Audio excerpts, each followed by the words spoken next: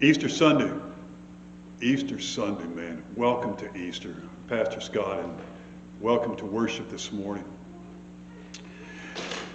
Today, we're talking about Easter just doesn't make sense, right? Because Easter is the most amazing day of the entire year in the world. And yet, on many levels, it just does, it's hard to understand. It just doesn't make sense.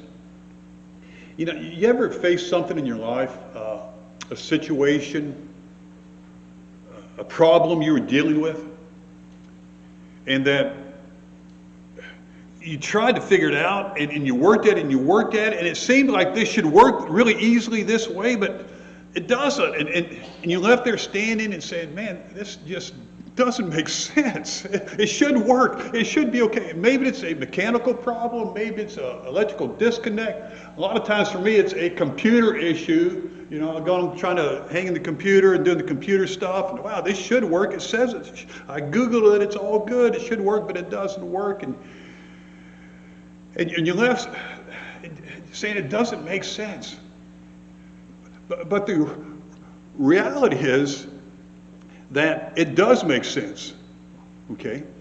You just don't have enough knowledge to figure out what it is that's wrong. Because I guarantee you, every mechanical thing you've ever come up against, they all follow the natural physical laws, right? Everything follows the physical laws of nature.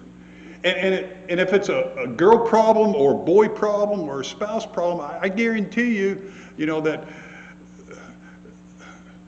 there is unwritten rules in the girl world, the dude world, and the spouse world that are there. And if you don't follow them, it doesn't make sense, and you mess it up. Our son Kevin, his budget was tight. So he tried to do everything he can to save money. And so he decided to change his oil in his car himself. And so he went to the church parking lot and where he was attending that time to change the oil. And now Kevin, he had never changed the oil by himself before, all right? He had watched the old man do it, and I showed him, we walked through it and oil and how to go about it. But he'd never flown solo with changing oil in the car before. And so he called me up and he got his manual and was reading how to do it. And I walked him through it. I said, Kevin, you get your car, you let the engine cool down, then you crawl underneath, and there's going to be a oil pan underneath, all right? And at the bottom of the oil pan, either on the side or in the middle, somewhere is going to be a drain plug. You take your wrench and you turn it counterclockwise and do it carefully because you don't want to strip. You make sure you do it the correct way and let all the oil drain out. Right? And just make sure it's all gone. Then after it's all gone, then you put the drain plug back in. You tighten it up, but not too much. Again, you don't want to strip the threads. And if it has a little washer on it, make sure you keep the washer and put it on as well. And then once you have the drain plug back in, then you can refill the oil. It should be about 4 or 5 quarts. And then, top, and should be good to go. And I said, you got it? He said, yeah, I got it, Dad. Not a problem.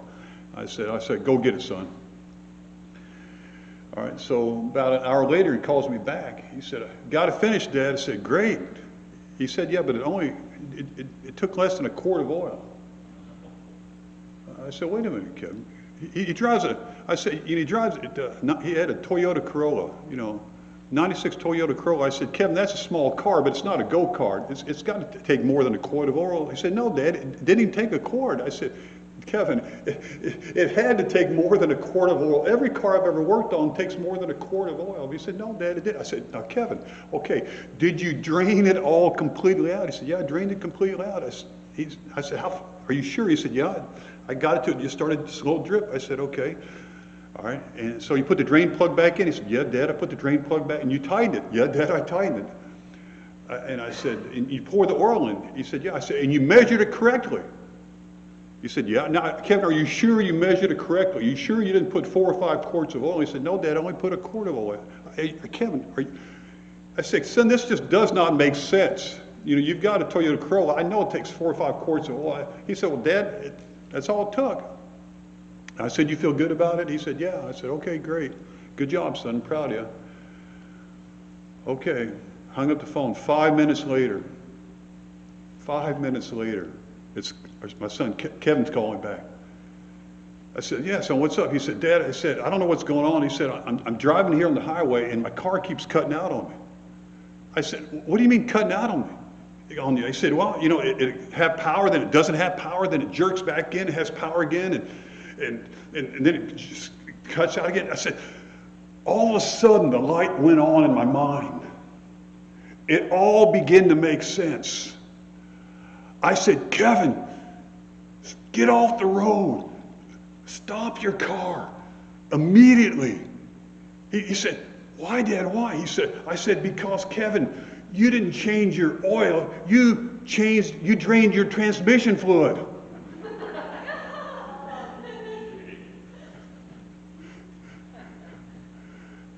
And he got off the highway, and luckily he was close to an AutoZone and was able to get transmission fluid into his car. And guess what? It worked perfectly well then.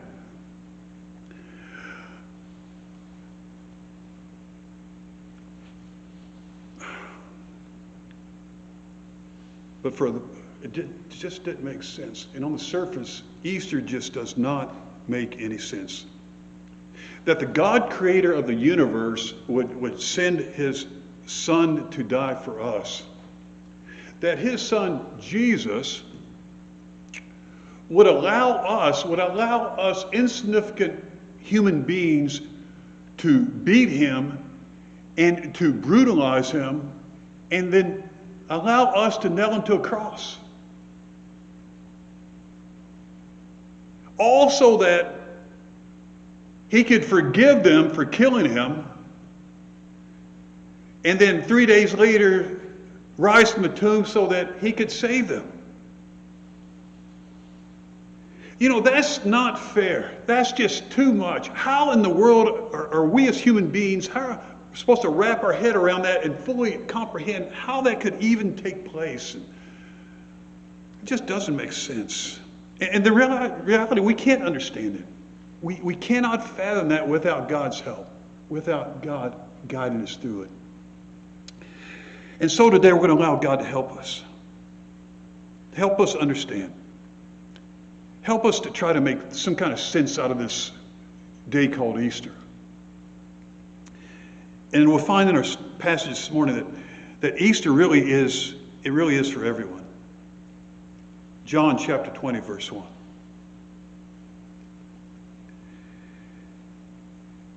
And it says, early on the first day of the week, while it was still dark, Mary Magdalene went to the tomb and saw that the stone had been removed from the entrance.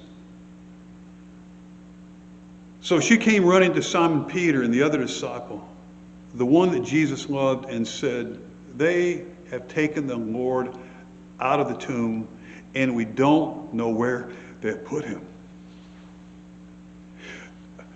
Aside from the stone being moved away from the tomb, what is that about these first verse that really stands out?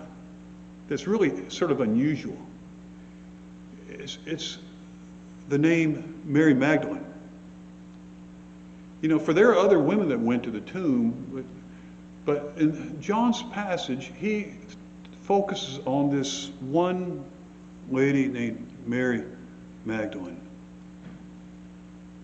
And it's strange to find her specifically at the tomb first. You would have thought that God would have had his disciples come to the tomb to be the ones to discover that Jesus has been resurrected. But no, he works it so that Mary Magdalene is the first one at the tomb. Because in the Jewish culture, a woman's testimony at that time was not considered to be as valid as a man's testimony.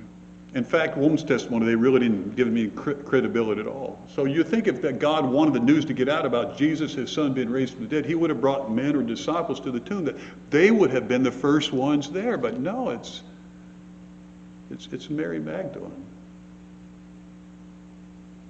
But not only that, she was a Galilean from the city of Magdala. Magdala was not a city of a good reputation. They were known to be wicked and rowdy and just. In fact, the rabbis thought that they were finally destroyed because of the wickedness that pervaded the entire city. So not only is she a woman, not only is she from Magdala, but Mary Magdalene, as we know, was possessed by 7 spirits. She was demon possessed until Jesus healed her. And so even though, yes, she is cured now, yes, she's healthy now, but for her to come back and say, hey, Jesus was in the tomb, but he's now not in the tomb, his body's gone. Yeah, okay, Mary, we get that, but are you sure you got that right? There would have been suspicion that maybe she was not as healthy as she thought she was.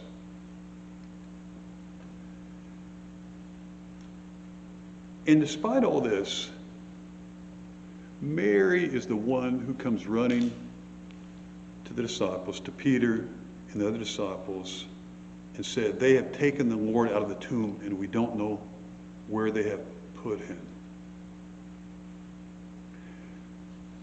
So the fact that God chose Mary Magdalene,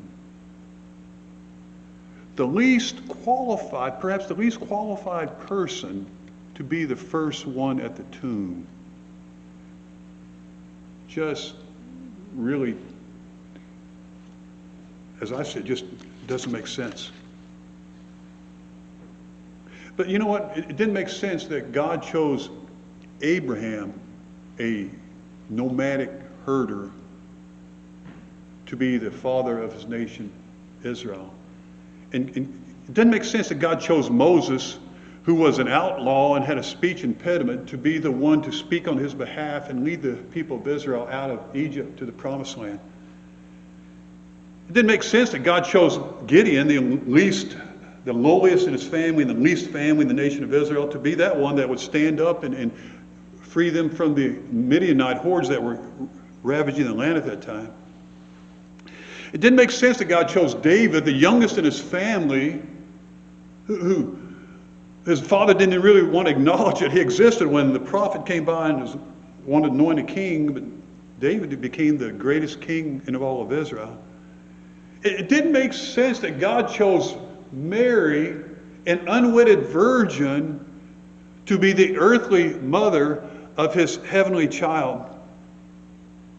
It just doesn't make sense that God would allow his son to be born in a dirty manger and then die on a bloody cross. And it doesn't make sense that God would choose Mary Magdala to be the first person to come to the tomb and be the one to begin to bear witness that Jesus is alive. But if God felt Mary Magdala was qualified to tell the world about Jesus, his resurrected son, then no matter what the world thinks about you or what you think about yourself, God feels you are qualified too.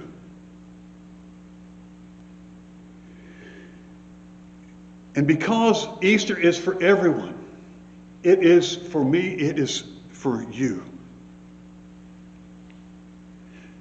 But even though Easter is for everyone, we all respond differently to Easter. Verse 3. It says, so Peter and the other disciples started for the tomb. Both were running, but the other disciple outran Peter and reached the tomb first. He bent over and looked in at the strips of linen lying there, but did not go in. Then Simon Peter, who was behind him, arrived and went into the tomb. He saw the strips of linen lying there, as well as the burial cloth that had been around Jesus' head. The cloth was folded up by itself, separate from the linen. Finally, the other disciple, who had reached the tomb first, also went inside. He saw and believed. All right, we know this other disciple he talks about is John. And it's John who wrote this book that we're reading from today. So when Mary tells them the news that Jesus' body is not in the tomb, Peter and Philip break out in a dead sprint to the tomb. All right, as best they could. Now realizing they had sandals on. At best as they had sandals. So these guys are trying to run to the tomb in sandals. No Nikes, no Adidas, none of these cool shoes, running shoes we wear. They were sprinting to the tomb in sandals. And as best we can determine, if they were still in the upper room, they had to run about a half mile from where they were to the tomb. And so Peter and John run as fast as they could, sandals falling, sweating, getting right there. And both were running, but John gets there first. John is my kind of guy. John obviously works out. Obviously he runs. He's in shape. Or maybe he's just younger than Peter. But for whatever reason, John gets there first. He is right there. He looks in. He sees the linen. He's looking right in, but he doesn't go in. And I'm thinking to myself, John, what is wrong with you, man?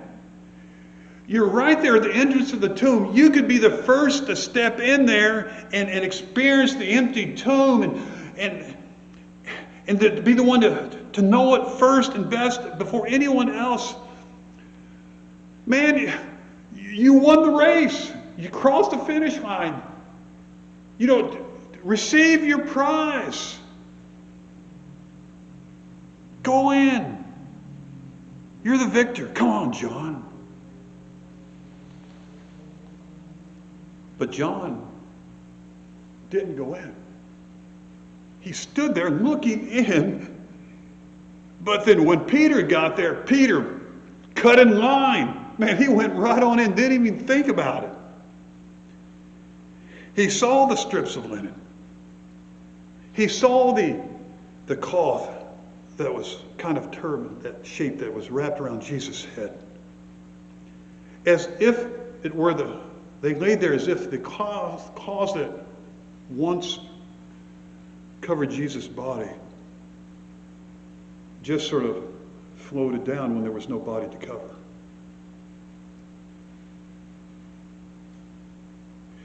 So Peter's inside seeing all this. John is looking in, watching Peter experience this, what John could have experienced first. Then, and only then, it says, finally, the other disciple who reached the tomb also went inside second. Why didn't John go in first? Why did he wait to go in second? This just doesn't seem to make sense to me. But what we know about John, that John was a very thinking person. John always thought before he acted. John wrote this book of John, which was written so that we might believe about Jesus. John wrote the books of 1st, 2nd, and 3rd John so we might in our lives know how to walk and live lives after Jesus. John wrote the book of Revelation, which tells us what to expect when, on his return, Jesus comes again. John always thinks before he acts. But Peter, on the other hand, acts before he thinks. Peter talks before he thinks. In fact, it was so bad one time that Jesus said to Peter, Satan, get behind me, man. And Peter jumps into action before he has any thoughts at all. John got there first and tried to understand before he stepped in. Peter got there second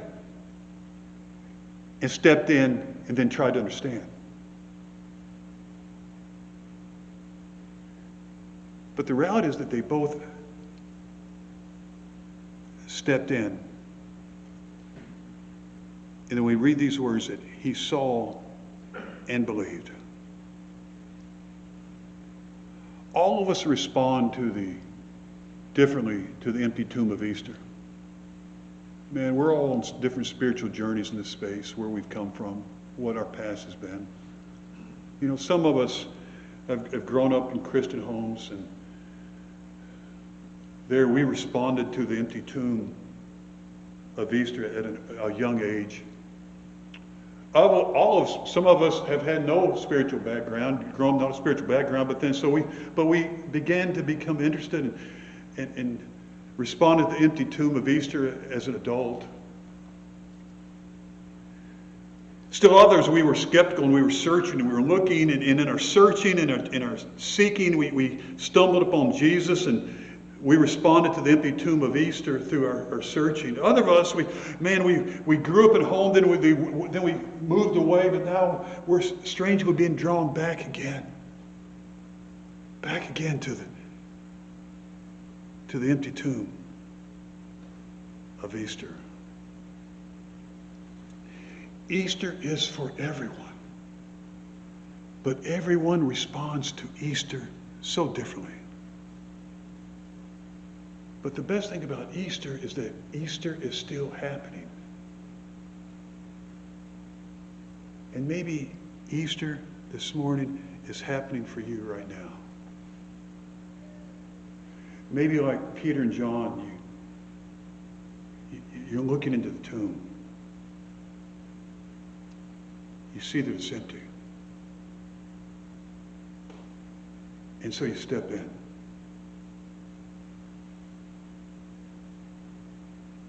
And in that moment, you feel yourself strangely drawn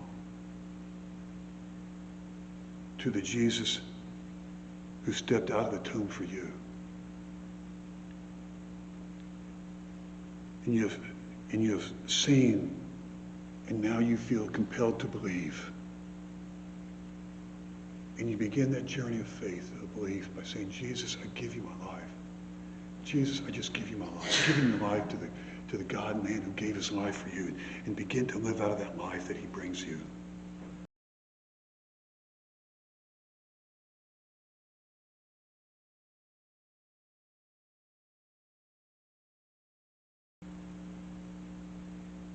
Just give your life to the Jesus who gave his life for you, and begin to know Easter. You know, earlier in the service, I mentioned about this young lady, Elsie, who is home with her grandfather that we've been praying for. And her grandfather is a man of great faith who's had a great impact on his granddaughter. And we haven't heard from her all week. You know, we were reaching out to her, Elsie, we're praying for you. You know, are you okay? Is your grandfather all week? Is your grandfather, how's he doing? Reaching out all week and hadn't heard anything from her. We didn't know what was going on. We knew she made it safely. She said, hey, I'm here. But then after that, nothing. Radio silence, not a word. Then late last night, as I'm sitting in a kitchen, I received a text message from Elsie. And this is what she said. Thank you so much for all your care and prayers. My grandpa is home but not doing well, as 6 days in the hospital unfortunately didn't result in a successful surgery. While in the hospital, he said, perhaps the reason Jesus was putting him through all this pain was so that he could tell more people about Jesus. Because so many nurses and doctors kept coming in, and he kept talking about Jesus to anyone who would listen, no matter how exhausted he was. He knows where he is going when he ends his earthly life. I'm coming back to Illinois on Monday because I can't miss any more rehearsals. And so I appreciate all the praying y'all have done for him and for us. Her grandpa knows Easter. And today, more than anything else, God is wanting you to know Easter too, because it's for everyone. And how you respond to God's invitations could be different for you than anyone else. And Easter is happening today even in this moment of time. Dear God, thank you for Easter. Man, it's for everyone. It doesn't make sense. It doesn't make sense, but it's for everyone. It doesn't make sense, but we all respond differently to it. It doesn't make sense, but it's happening now. It doesn't make sense, but the God Creator, you love us so much that your Son came, died on the cross, stepped out of the tomb so that as we look in and find that it's empty, that we may be compelled to give our lives for the God-man who gave his life for us. This is Easter. This is resurrection. This is our joy. Christ the Lord is risen today. Hallelujah. And all God's people said, amen. Amen. Happy Easter. May God bless. Have a wonderful day in this week, and we'll see you back next Sunday.